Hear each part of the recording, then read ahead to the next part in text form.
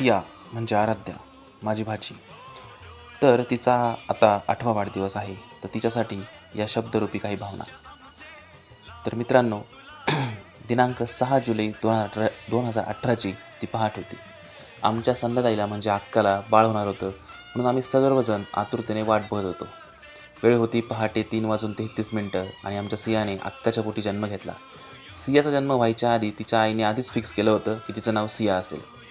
सियाचा जन्म यासाठी खास आहे कारण ती तिच्या मामाची पहिलीच भाची, तिच्या काकाची पहिलीच पुतणी, तिच्या आत्तूची पहिलीच लाडकी भाची, तिच्या आजीची पहिलीच नात, तसेच तिच्या मावशीची मुलगी, सुषमा मावशीची मुलगी आणि जेहुगाले व गहांडुले परिवारासाठी आनंदाचा पहिलाच एक संयुक्त आनंद सोहळा जो दोन्ही कुटुंबांना खूप जवळ घेऊन आला. आणि असाच वेळेसोबत आमची सिया, सर्वांची लाडकी सिया मोठी होऊ लागली. तिला पाहण्यासाठी आम्ही नेहमी आतुर असायचो. आधी आम्ही अक्काला फोन करायचो तेव्हा तिच्याशी बोलायचो. परंतु सिया झाल्यानंतर मात्र आम्ही फोन केल्यावर पहिलं विचारायचो की सिया कुठे आहे? नंतर मात्र घरात झालेला जो काही लहान बाळाचा जन्म असतो ना, तो सुखाचा जन्म असतो.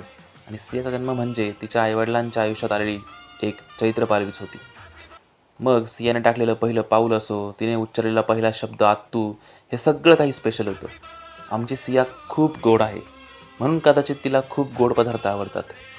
मित्रांनो, आपण कितीही मोठे झालो तरी लहानपणीच्या आठवणी मात्र खास असतात. म्हणून एक मामा म्हणून तिच्या सर्व जन्मापासूनचे व्हिडिओज, फोटोज जे काही असतील ते आजपर्यंत मी कायमचे जपून ठेवलेले आहेत. आयुष्यात आपण कितीही मोठे झालो, कितीही कमावलं तरी आठवणी हाच एकमेव बॅलन्स शिल्लक राहतो. आज सिया 8 वर्षांची झाली आहे. तिने तिच्या शैक्षणिक आयुष्यामध्ये खूप छान प्रगती केली आहे. तिचं अक्षर एकदम सुंदर दागिन्यासारखं आहे. तसेच तिचं पाठांतर खूप छान आहे. तिने शिवगर्जना असेल किंवा शिवमुद्रा असेल, अगदी अस्खलित पाठ केलेली आहे. आज ती तिच्या आजीची म्हणजे संगू आजीची लाडकी नात, वर्षा आत्तू आणि शुभम मामांची लाडकी भाची, प्रवीण काका आणि निक्कू काकीची लाडकी पुतणी, सुषमा मावशीची लाडकी मुलगी व अक्का व दाजीची शहाणी व मोठी समजदार मुलगी आहे. आता तिच्या छोट्या बहिणीच्या वीरूच्या येण्याने मात्र सियाचं रूपांतर मोठ्या बहिणीमध्येच झालेलं आहे. परंतु ती तिच्या छोट्या बहिणीला आईप्रमाणे जीव लावते.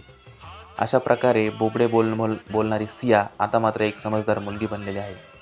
तिने उत्तरोत्तर आयुष्यामध्ये खूप यश मिळावं, तिच्या आयुष्यात खूप सुख समृद्धी यावी अशी मी परमेश्वरचरणी इच्छा व्यक्त करतो. आणि आई तुळजाभवानी तिला उत्तम आरोग्य देईल आणि तिचं खूप छान आयुष्य होईल अशी आम्ही सदिच्छा व्यक्त करतो.